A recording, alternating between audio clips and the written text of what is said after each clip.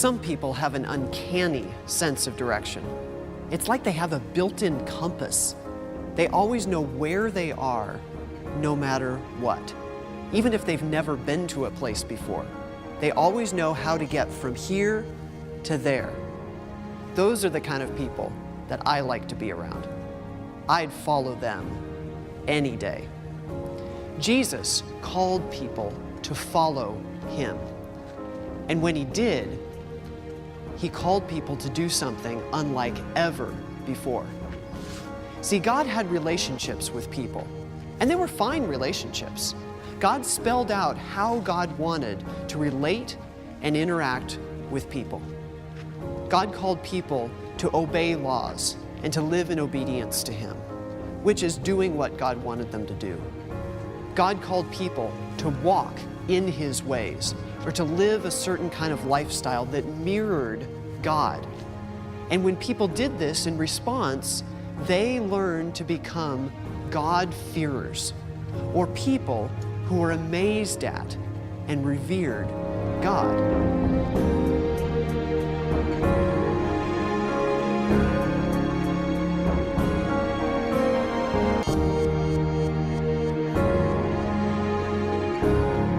Well, then Jesus came along, and Jesus talked about a relationship with God in a bit of a different way.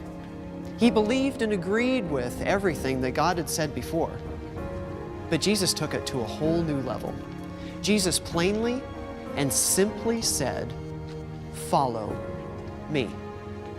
It didn't have any background. It didn't have any lists. It had no laws to it. It didn't have any attachment to it. It was plainly and simply following me.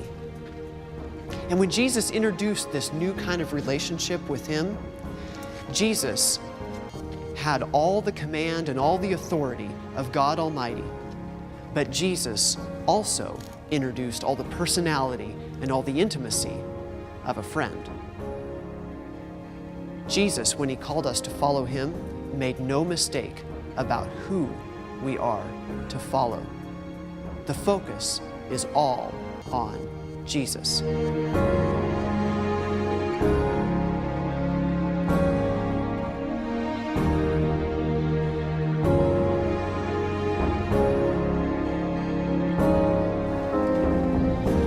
following Jesus, sure, there are still virtues and right and wrong and morals and obedience and rules and commands and things that we're to do and ways we're supposed to live.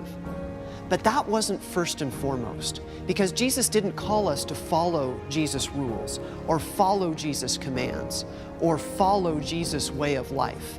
That all came next. Jesus first and foremost called us to follow him. And once we commit to following him, that's when things begin to become really wild.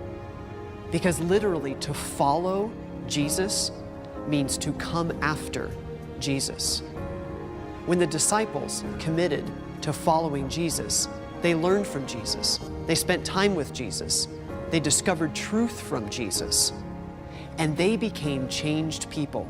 They became new people. And it worked. They became the people that Jesus desired that they become. And then Jesus left. So what does it look like to follow Jesus when Jesus isn't there? How do we follow someone who's no longer with us?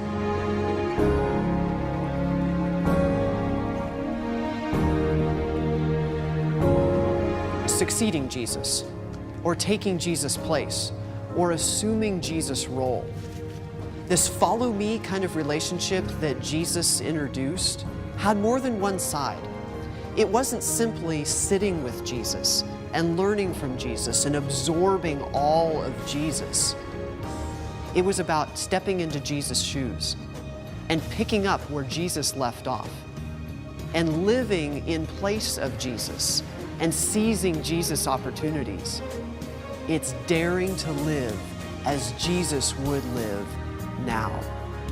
Jesus wants us to follow him, to decide on Jesus and to stick with Jesus. Jesus also wants us to follow to dare to live as Jesus would live now. So what if we came after Jesus and were daring to live like Jesus now?